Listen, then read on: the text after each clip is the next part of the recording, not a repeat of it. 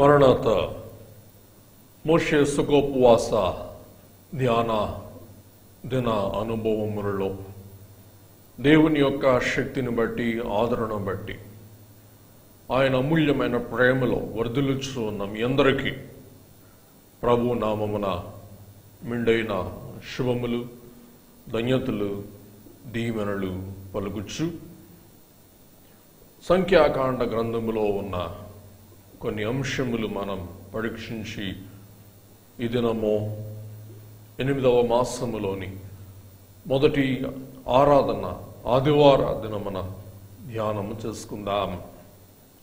పిల్లరా, ఈవేళ మనము ధ్యానం చేసుకోబోయే అంశము సనుగు మరియు సనుపు. సనుగు అంటే అర్థము లేని అసంతృప్తితో కూడిన భాష. అలాగునని సనుపు అనగా అభిమానము, అనురాగము, నెనరు అని మనం చూస్తూ ఉన్నాం. దేవుని విషయంలో మనం సనుగు కలిగి ఉన్నామా లేక సనుపు కలిగి ఉన్నామా? నిజమే పిల్లరా, భయంకరమైన ఉపద్రవ కాలములో మనం జీవిస్తూ ఉన్నాం. ఎన్నడూ కని విని ఊహింప కూడా నశక్యమైన భయంకర పరిణామములు మనం మన కనులెదుట దృష్టిస్తూ ఉన్నాము. ఈ సమయంలో మనం దేవుని మీద నెనరు, ప్రేమ, అనురాగం, అభిమానం కలిగిన వారమై ఉండి ధైర్యముతో, విశ్వాసముతో, నిరీక్షణతో ఈ సకల శ్రమలను మనం జయించి విజయ జీవితముతో మనం మన విశ్వాసములో ముందుకు కొనసాగవలసిన వారమై ఉన్నాం. ఇశ్రాయేలులైన వారు కూడా 40 సంవత్సరముల అరణ్య మార్గ ప్రయాణములో మనం నేడు అనుభవిస్తూ ఉన్నట్లు అనేకమైన వినూత్నమైన అనుభవాలు వారు చవిచూచిన వారైంటూ ఉన్నారు. ఆ అనుభవములను బట్టి వారు సనుగుట ద్వారా అనుపబడిన వారై ఉన్నారు, అణిగిపోయిన వారై ఉన్నారు. అలాగునని ఎందరైతే దేవుని సనుపు అనగా సన్నుతించారో, ప్రస్తుతించారో, దేవుని తట్టు తేరి చూచారో, దేవుని యందు విశ్వాసం ఉంచారో, వారు తమ ప్రయాణములో ముందుకు కొనసాగిన వారై ఉంటూ ఉన్నారు. పిల్లరా, అరణ్యములో దారుణము,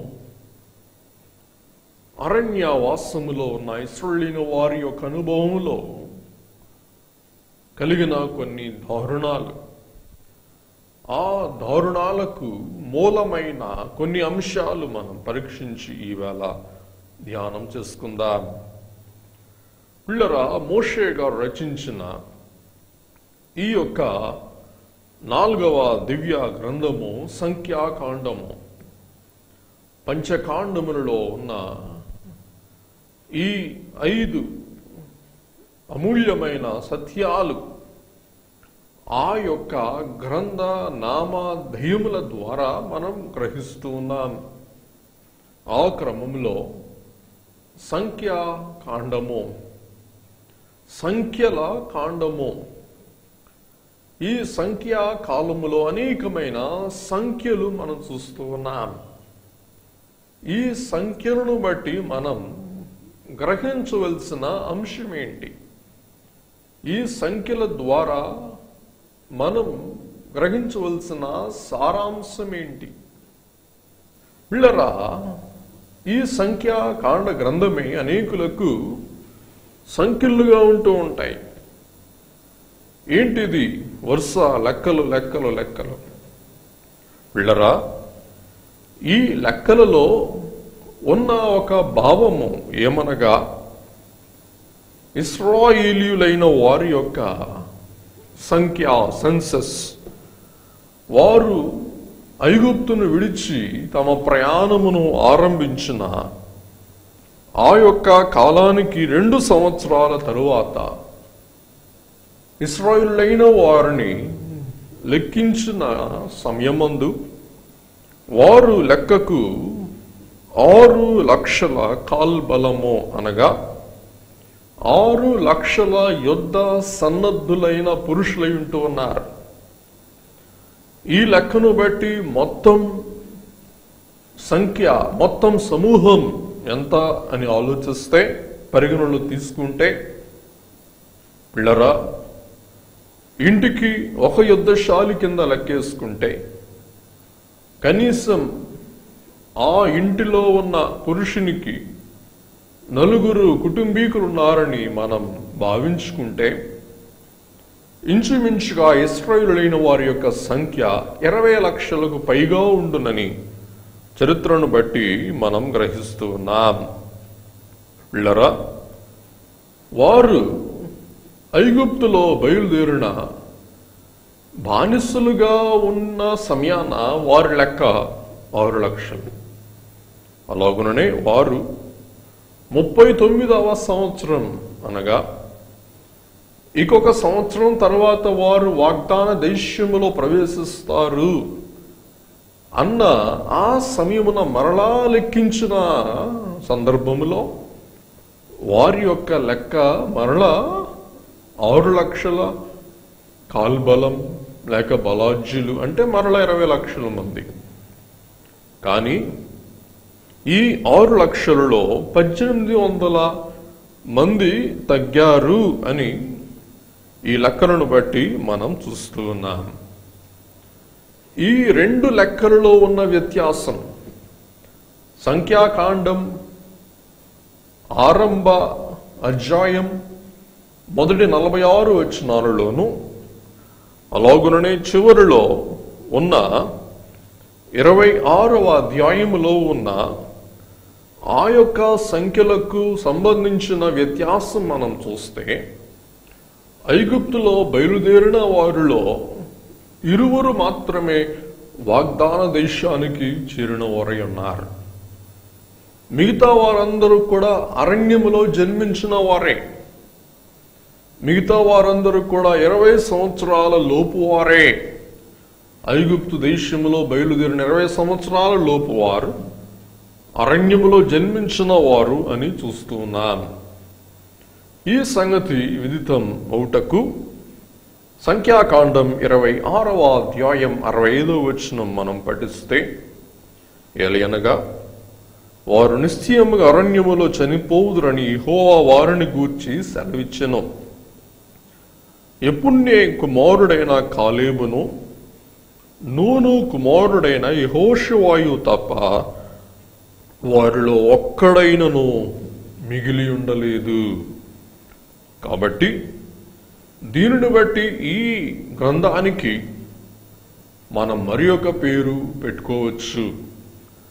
ఆ పేరేమనగా సనుగుల గండముల గ్రంథము.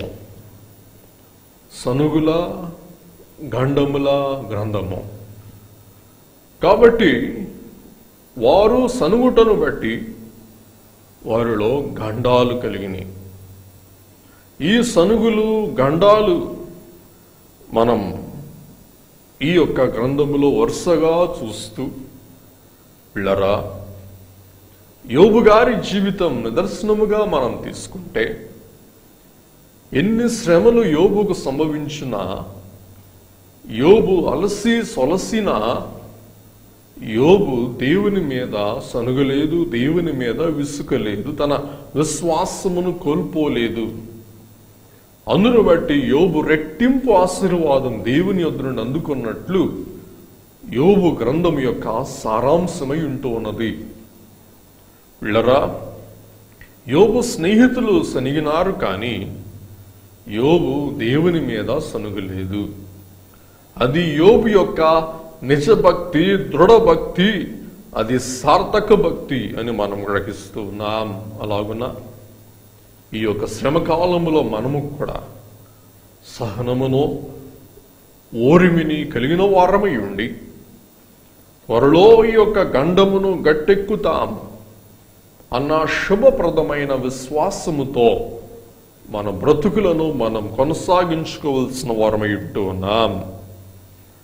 పిల్లరా, సూచనాప్రాయముగా 16వ అధ్యాయములో ఉన్న 3 గండాలు మనం చూస్తే 3 సనుగులు 3 గండాలు మనం పరీక్షిస్తే మొదటి గండం భూకంపం.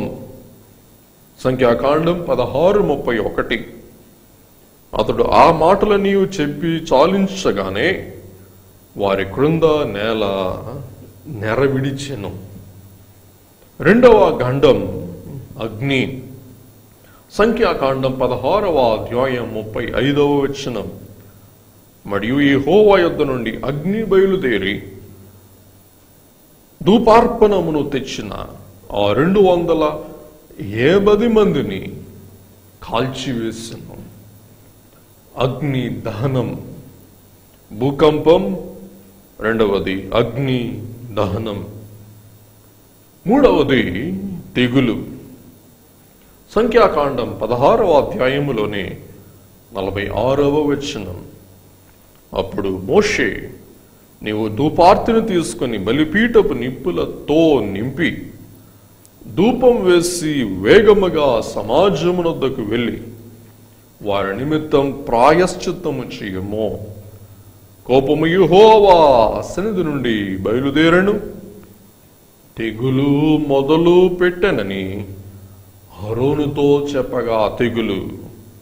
కాబట్టి మొదటి గండం భూకంపం, రెండవ గండం అగ్ని, మూడవ గండం తెగులు. పిల్లరా, ఈ సనుగు అనున్నది భయంకరమైన అంటువ్యాధి అయి ఉంటున్నది. అందుచేతనే ప్రభుత్వాలు ఈవేళ ఆ సనుగును అణచివేస్తూ ఉన్నాయి. ఎవరైనా ప్రభుత్వం మీద సనిగితే వారికి ప్రభుత్వం సంఖ్యలు వేసి బేడీలు వేసి వారిని చెరసాలలో ఉంచుట మనం చూస్తూ ఉన్నాం. ఎందుకు ఈ పరిణామములు అనగా ఈ సనుగు అనేది మెల్లమెల్లగా కరోనా కంటే భయంకరమైన అంటువ్యాధిగా ప్రబలే ఒక దుస్థితి అని మనం గ్రహిస్తూ ఉన్నాం.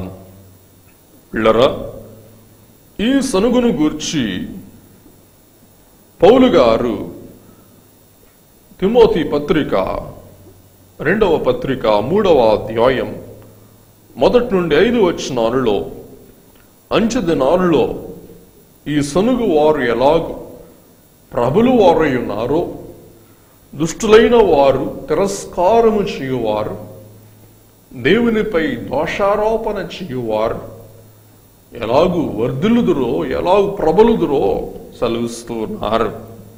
ఇది వాస్తవం కూడా ఉంటున్నది. 2వ తిమోతి 3:1 నుండి 5.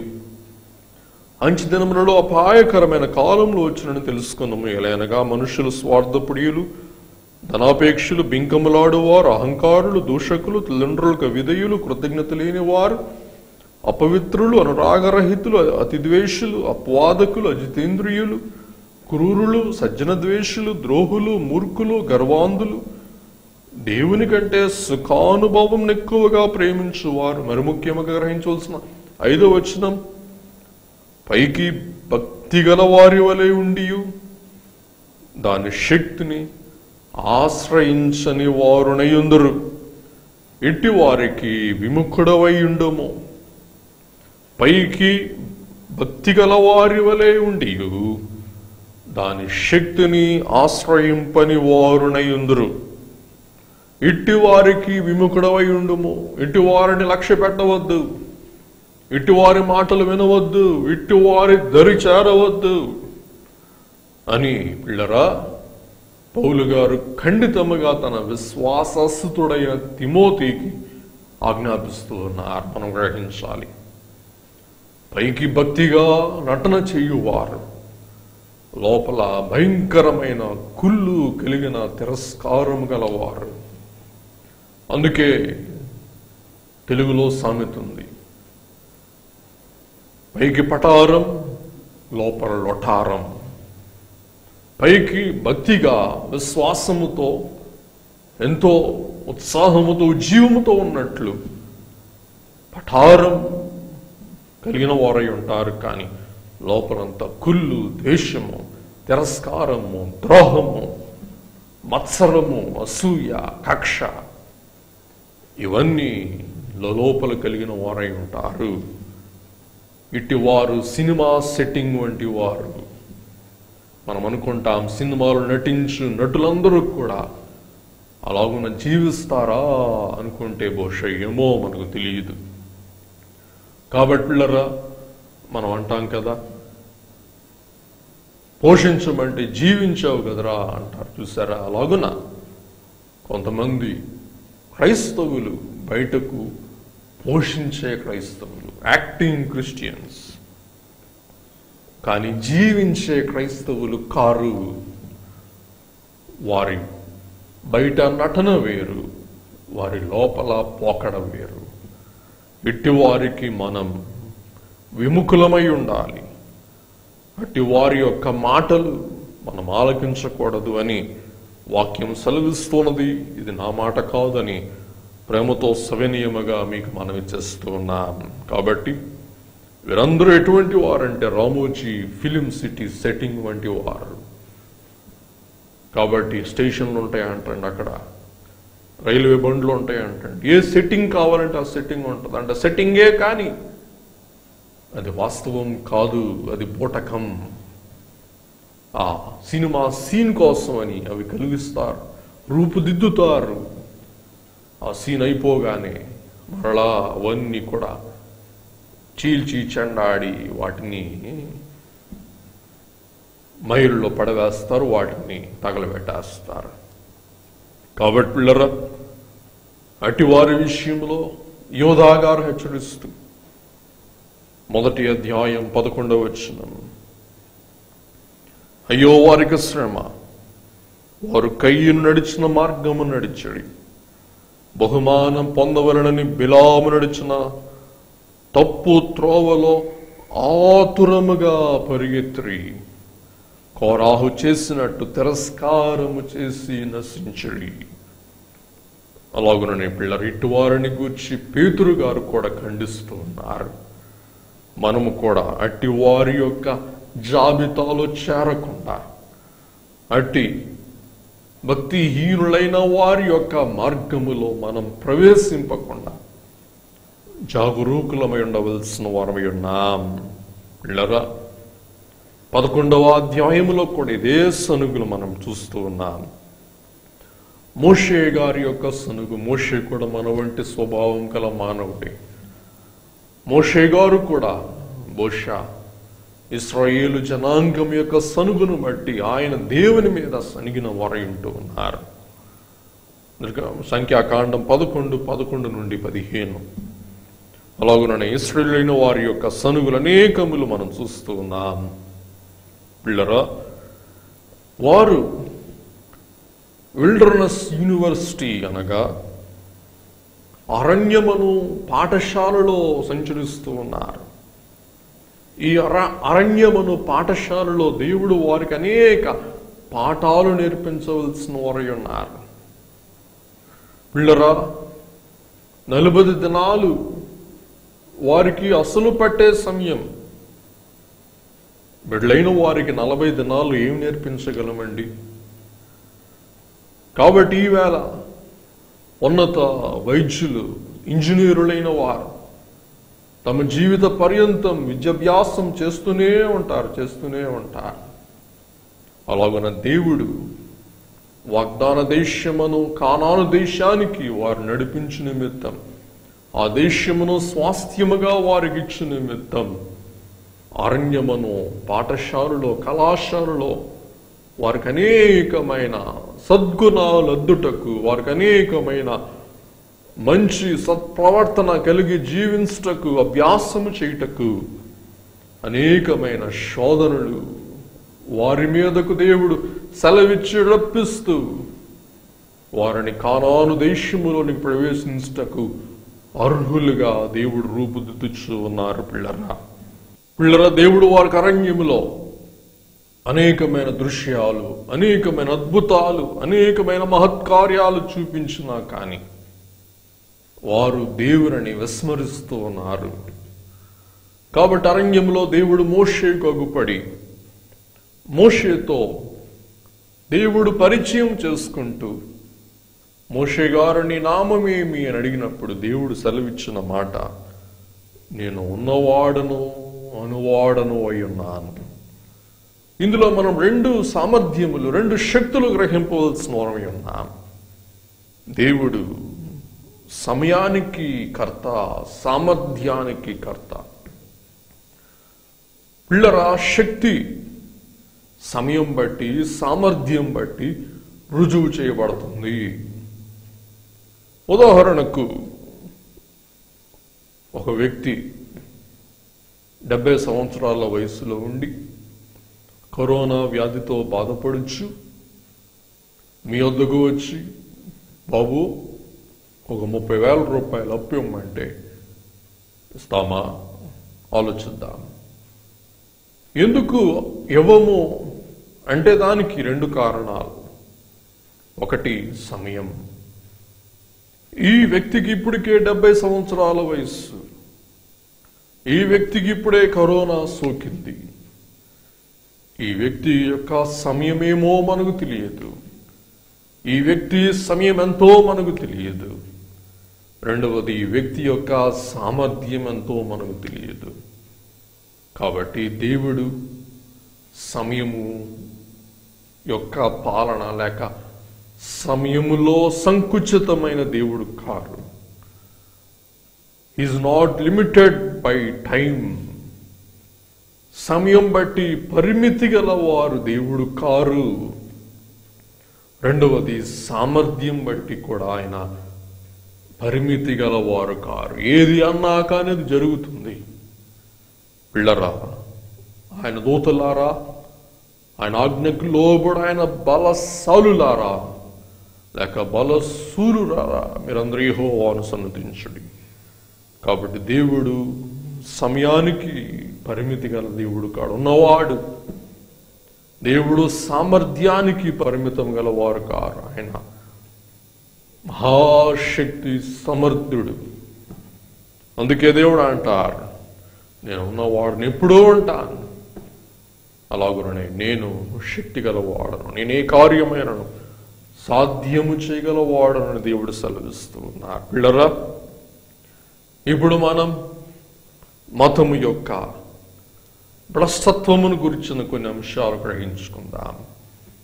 మత భ్రష్టత్వం అనగా మత తిరుగుబాటు అనే అంశమును గురించి మనం గ్రహించుకుందాం. పిల్లరా, కొంతమంది తమ పేరుల మీద APO అని పెట్టుకుంటారు. మీరు గ్రహించవలసింది ఏంటంటే APO అంటే అపోస్టేట్. అపోస్టేట్ అనగా మత భ్రష్టుడు. ఈ యొక్క సంగతి యోధా పత్రిక 12వ వచనములో మనం చూడగలం.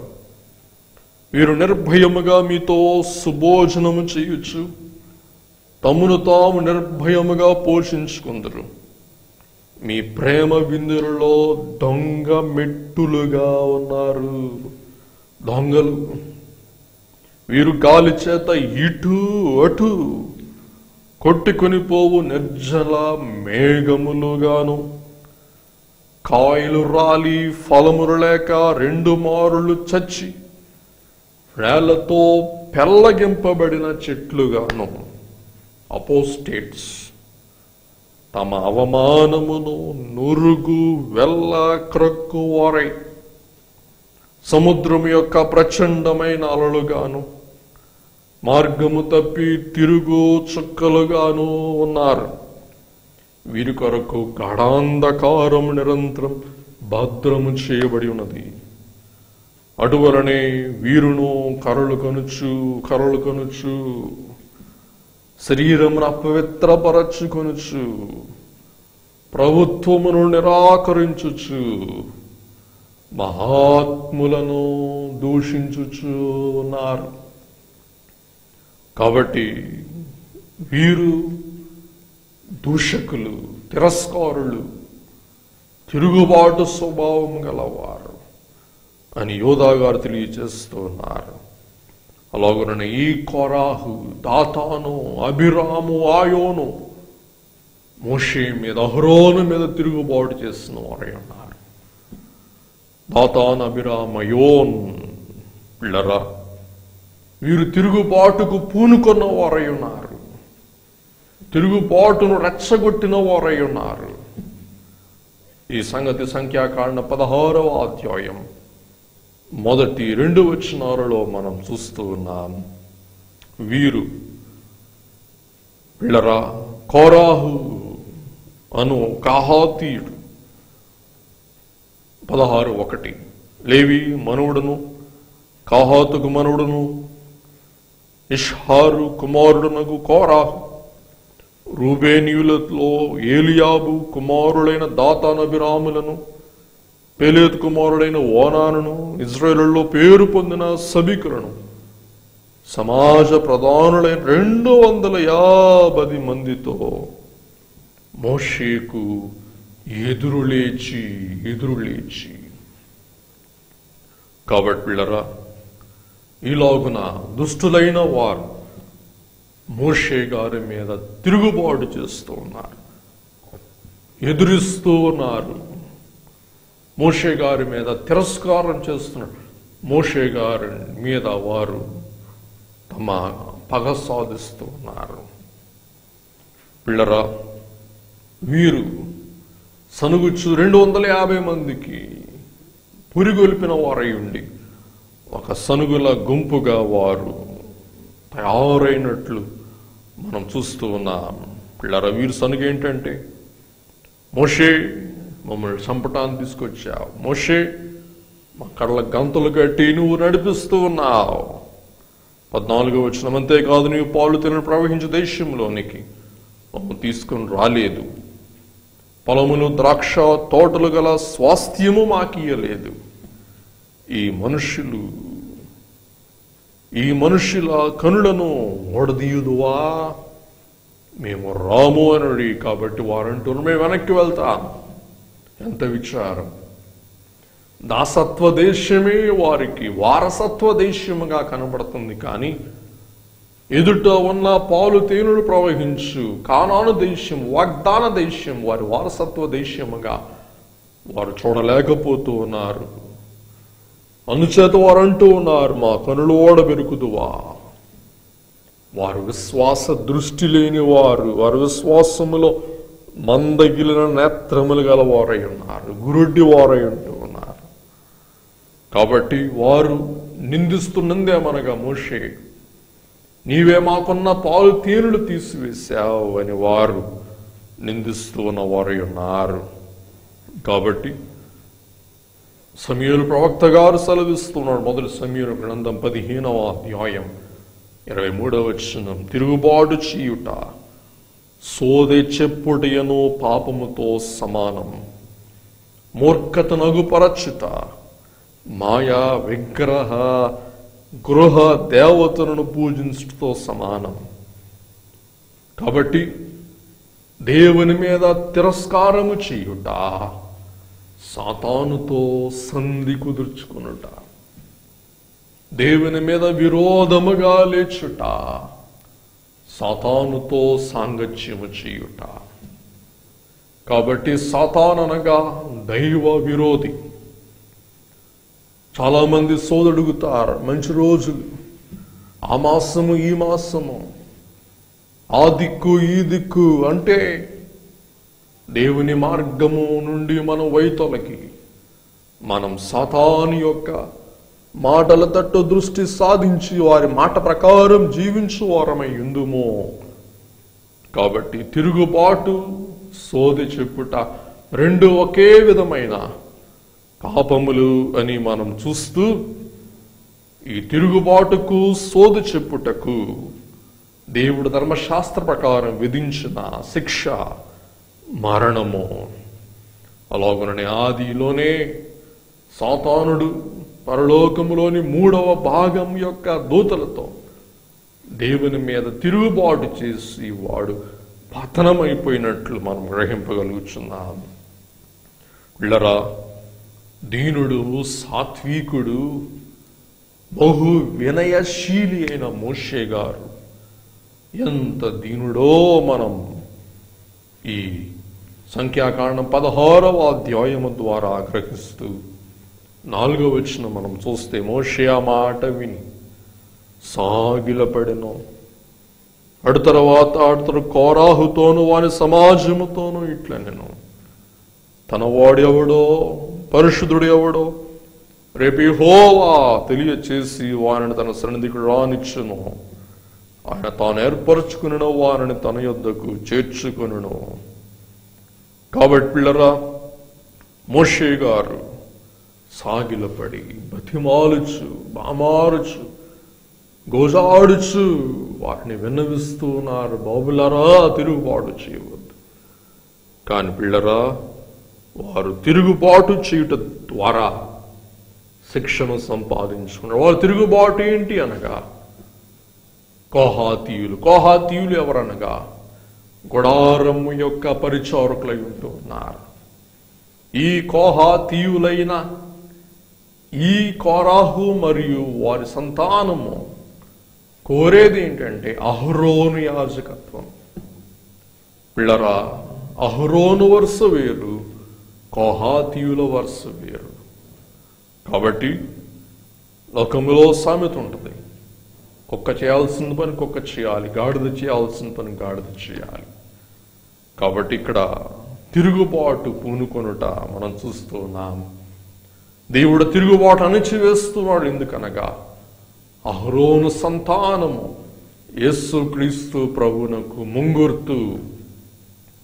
పిల్లరా, అహరోను సంతానమే యాజకత్వం నుండి తొలగిపోయినట్లయితే ఆ అహరోను సంతతి యాజకత్వ క్రమములో రావాల్సిన యేసు ప్రభు యొక్క రూపము చెదిరిపోవును. కాబట్టి దేవుడే పాత నిబంధనలో నీకు ఊడమై ఉన్న ఆ నీడను, ఆ జాడను తిరస్కరించుట దేవుడు ఒప్పుకొనట్లేదు.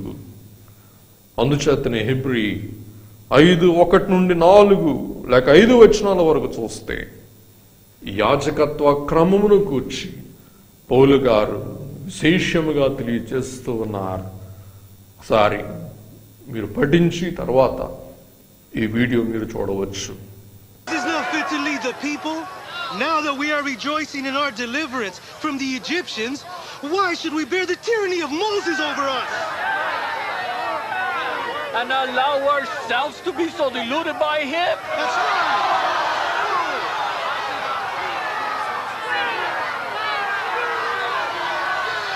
Is this a viewpoint you men share with my father, Korah? Everyone knows that we live and move and act according to Moses' pleasure. Moses would have us believe that God foretells what concerns us only out of kindness to Moses. As if we are not all the children of Abraham.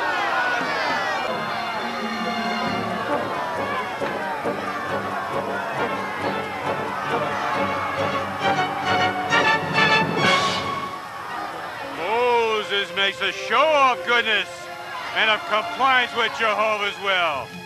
He uses persuasion rather than force. And by his secret cunning he has become wickedly powerful.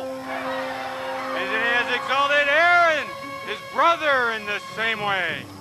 Truly spoken. Now it is proper for the people to punish such men, even while they think their wicked designs are concealed from us. They should be punished. Punish them all. Yes. Do not let them gain a strength until there's nothing left for them. Do not allow that. Do not allow that. You sons of Levi. ఈ క్రమంలో మనం చూస్తే మరి ముందుకు వెళ్దాం. వారు మేము రాము 13వ వచనం, అరణ్యములో మమ్మును చంపవరనని పాలు తేనెలు ప్రవహించు దేశములో నుండి మమ్మును తీసుకుని వచ్చుట చాలదన్నట్టు మా మీద ప్రభుత్వము చేయుటకు మీకు అధికారము కావరణ. మీ అధికారానికి ఎవరు లోబడతారు? మీకు అధికారము కావరణ. చూసారా, ఇందాక మనం ధ్యానించిన రీతిగా అధికారమును తిరస్కరించిన వారు ఈ కోరాహు సంతతి వారని మనం గ్రహిస్తున్నాం. కాబట్టి దేవుడు తన సంఘములో కూడా అనేకులైన వారికి అనేక రకరకములైన వివిధములై ఉన్న తలాంతులను ఇస్తూ తన సంఘం అనుశరీరమునకు శ్రేయస్సు కలిగిస్తూ ఉన్నారని 1 కొరింథీ 12:28 నుండి 30 వరకు మనం గ్రహింపగలుగుచూ ఉన్నాం. కాబట్టి మోషే గారు అంటూ ఉన్నారు, 2050 మందిని విడిచి మిగతా వారు ప్రక్కకి వెళ్ళిపోండి. భూకంపము కలిగింది, వారిరువురు మృంగివేయబడ్డారు. తరువాత 250 మంది వారు ధూపం వేస్తూ ఉండగా పరలోకమున అగ్ని వచ్చి వారిని దహించి వేసింది. తరువాత మనం చూసినట్లయితే 16వ అధ్యాయం చివరిలో, పిల్లరా వారు తమ స్వార్థమును బట్టి కేకలు వేయగా పిల్లరా దేవుడు వారిని దహించి వేశారు. ఈ యొక్క వింత కేకలు వారికి తీర్పుగా దేవుడు పరిగణింప చేసినట్లు మనం గ్రహింపగలుగుతున్నాం. పిల్లరా మనం అనేక అంశాలు ఉన్నాయి, కానీ ముగింపులో మనం చూస్తే 46వ కీర్తన 9వ వచనములో, ఆయనే బూదిగంతముల వరకు యుద్ధములు మాన్పువాడు, విల్లు విరుచువాడును, బల్యమును తెగ నరుకువాడును ఆయనే, యుద్ధ రథములను అగ్నిలో కాల్చివేయువాడు ఆయనే. అలాగనే 76వ కీర్తన 3 నుండి 6 వచనాల వరకు మనం చదువుకుందాం. అలాగనే యెషయా గ్రంథం 60వ అధ్యాయం 18వ వచనం, ఇకను నీ దేశమున బలత్కారమును మాట వినపడదు, నీ సరిహద్దులలో పాడువను మాట కాని నాశనము అను మాట కాని వినపడదు. రక్షణయే నీకు ప్రాకారములనియు ప్రఖ్యాతియే నీ గుమ్మములనియు నీవు చెప్పుకొందువు. కాబట్టి పిల్లరా దేవుడు తన యొక్క శిక్షను రప్పించి తీర్పు తీర్చినట్లు మనం చూస్తున్నాం. దీనిని బట్టి మనం గ్రహించవలసిన పాఠం మనం చూసి ముగించుకుందాం. 1 కొరింథీ పత్రిక 10వ అధ్యాయం 10 నుండి 12 వచనాలు, అలాగే 13వ వచనం కూడా మనం చూసి పఠించుకొని ముగించుకుందాం. మీరు సనుగకుడి, వారిలో కొందరు సనిగి సంహారకుని చేత నశించిరి. ఈ సంగతులు దృష్టాంతములుగా వారికి సంభవించి యుగాంతమందున్న మనకు బుద్ధి కలుగుటకై వ్రాయబడిన, తాను నిల్చుచున్నానని తలంచుకుని వాడు పడుకుండునట్లు జాగ్రత్తగా చూచుకునవలెను. సాధారణముగా మనుష్యులకు కలుగు శోధన తప్ప మరి ఏది మీకు సంభవింపలేదు. దేవుడు నమ్మదగిన వాడు. మీరు సహింపగలిగిన దానికంటే, మీరు సహింపగలిగినంతకంటే ఎక్కువగా ఆయన మిమ్ము శోధింపనీయడు. అంతేకాదు, సహింపగలుగుటకు ఆయన శోధనతో పాటు తప్పించుకుని మార్గమును కలుగు చేయను. కాబట్టి పిల్లరా, ఈ మిక్కుటమైన శ్రమలో మనం సనుగక దేవునిపై మనము సనుపు గలవారమై ఉండి, నెనరు గలవారమై ఉండి, ప్రేమ గలవారమై ఉండి, అభిమానం గలవారమై ఉండి, దేవుని మాట చొప్పు నడిచిన యెహోషువ కాలేబు వలె మన విధేయులమై ఉండి మనం వాగ్దానం తెలుసులే మనం సామ్రాజ్యం సంతరించుకొనగల ధన్యత దీవెన ప్రభు మనందరికీ అనుగ్రహించును గాక. ఆమేన్. ప్రార్థించుకుందాం. దయగల ప్రభువా, కృపగల తండ్రి, ఈవేళ సనుగు గురించిన తిరస్కారము గూర్చిన కొన్ని అంశములు మేము గ్రహించి ఉన్నాం. మాలో సనుగును తొలగించి వేసి సనుపు అనగా మీ ఎడల ప్రేమ, అభిమానము, మీ ఎడల నెనరు విశ్వాసం మాకు కలిగించము. మాలో ఉన్న తిరస్కారము తొలగించి మాకు సంస్కారము దయచేయము. విశ్వాస సంస్కార బుద్ధి మాకు నేర్పించము. దేవా, నేను దూరమునకు పోయి నీ మార్గం ఎరుగనైతిని, అవివేకనైతిని అని బాల్యకాలము దైవజనుడు పాడారు. అలాగన మేము ఈ శ్రమలను బట్టి, శోధనను బట్టి, నిందలను బట్టి, ఇబ్బందులను బట్టి దేవాసను కక్క మీలో ఉన్న ప్రేమను మేము చవిచూచి సహించు గుణము సద్గుణం మేము కలిగి ప్రభువా మీరు మాకు సిద్ధపరిచిన కిరీటమును బహుమానం సంపాదించుకోగల ధన్యత మా అందరికి దయచేయమని యేసునామమున వేడుకొనుచున్నాం పరమ తండ్రి ఆమేన్. మన తండ్రి అయిన దేవుని ప్రేమయు కుమారుడు యేసుక్రీస్తు ప్రభు కృపయు పరిశుద్ధాత్మ తండ్రి యొక్క నడిపింపు సహాయం సహవాసము సదా మనందరకు తోడై ఉండును గాక. ఆమేన్. మరణాత.